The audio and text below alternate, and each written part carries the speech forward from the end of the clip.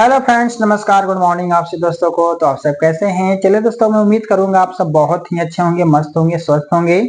सो दोस्तों, आपका जो है यहाँ पर क्वेश्चन कमेंट में आया था कि सर 17 चैप्टर का जो है क्वेश्चन आंसर आप हमें पहले दीजिए। तो दोस्तों, मैं आपके लिए लेकर के आ गया हूँ। ठीक है, इसी प्रकार से दोस्तों आपको जो भी क्वेश्चन का आंसर चाहिए, जो भी चैप्टर का चाहिए, आप हमारे वीडियो में कॉमेंट करें।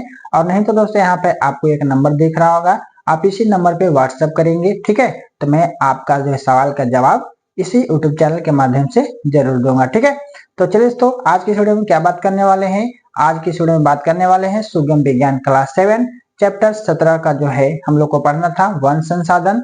आज दोस्तों इसका हम लोग द्वितीय प्रश्न का क्वेश्चन आंसर इस वीडियो में जानने वाले हैं। तो चलिए देर न करते हुए वीडियो में आगे बढ़ेंगे। वीडियो अच्छी लगी तो वीडियो को लाइक, चैनल को सब्सक्राइब, बेल नोटिफिकेशन को प्रेस जरूर करेंगे। ठीक है, तो चलिए देर न करते वीडियो करते हैं स्टार्ट। यहाँ पर दोस्तों पहला नंबर क्वेश्चन है कि वन से प्राप्त होने वाले विभिन्न वन उत्पादों का जो है वर्णन करना है। जो भी वन से प्राप्त होते हैं उसके बारे में आपको बताना है। ठीक है, तो दोस्तों मैंने इस तरीका से लिखा है कि वन से जो प्राप्त होने वाले विभिन्न वन उत्पाद जो है निम्न है। ठीक है, पहले दोस्तों क्या हमने लिखा है? लकड़ी, औषधियां जैसे में जड़ी बूटियां, है ना, खाद्य पदार्थ हो गया, जामुन, फल, मशरूम, चीनी, रबड़, गोंद, शहद, तेंदू के पत्ते जो होता है दोस्तों बीड़ी के आवरण बनाने में इस्तेमाल होता है। ठीक है, आदि और भी वन से प्राप्त होते हैं। वन से मिलने वाले ये उत्पाद दुनिया की आबादी के एक बड़े हिस्से की जरूरतों को पूरा करता है ना। और आय उत्पादन के अवसर भी देते हैं, यानी कि हमको कमाने का भी अवसर देता है। ठीक है, वनों के अलावा ये भी फायदे होते हैं। क्या क्या होते हैं? तो वन के अलावा ये फायदे हैं कि वन जो है वर्षा लाने में मदद करता है ना।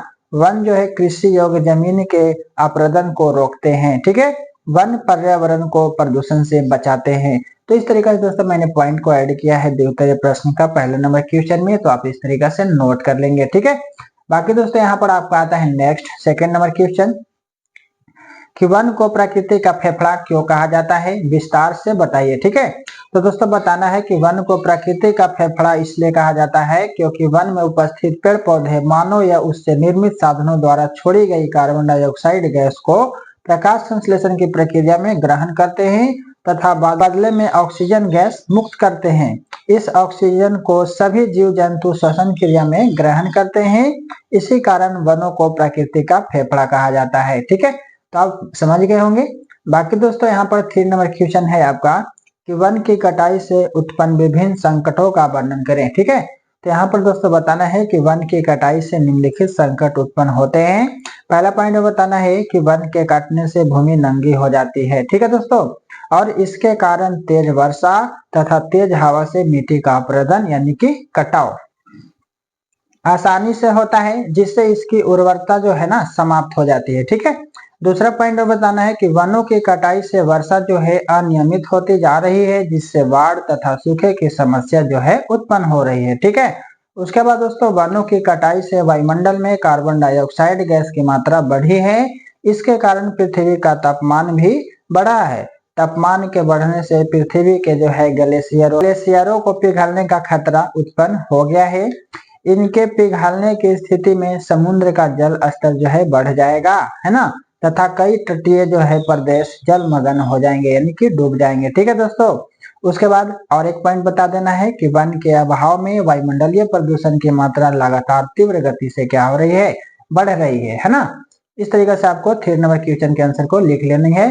बाकी दोस्तों आपका यहाँ पर 4 नंबर क्वेश्चन आता है कि वायुमंडल में ऑक्सीजन तथा कार्बन डाइऑक्साइड के बीच संतुलन बनाए रखने में, है ना, वन की भूमिका का वर्णन करना है।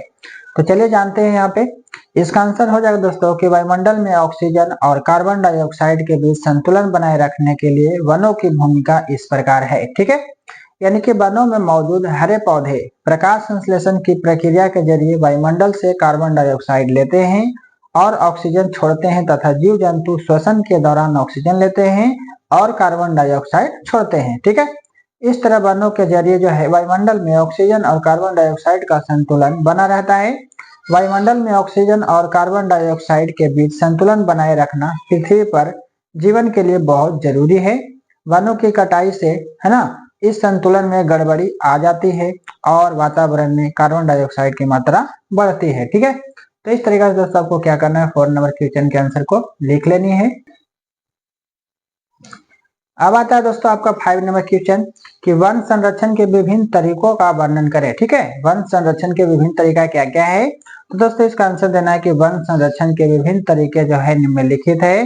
पहला नंबर क्वेश्चन दोस्तों कि जनसंख्या पर नियंत्रण करना होगा। ठीक है, दूसरा है कि लकड़ी की कमी को पूरा करने के लिए खाली पड़ी जमीन पर योजनाबद्ध तरीके से वृक्षारोपण करना, है ना। तीसरा दोस्तों पशुओं की चराई पर नियंत्रण करना।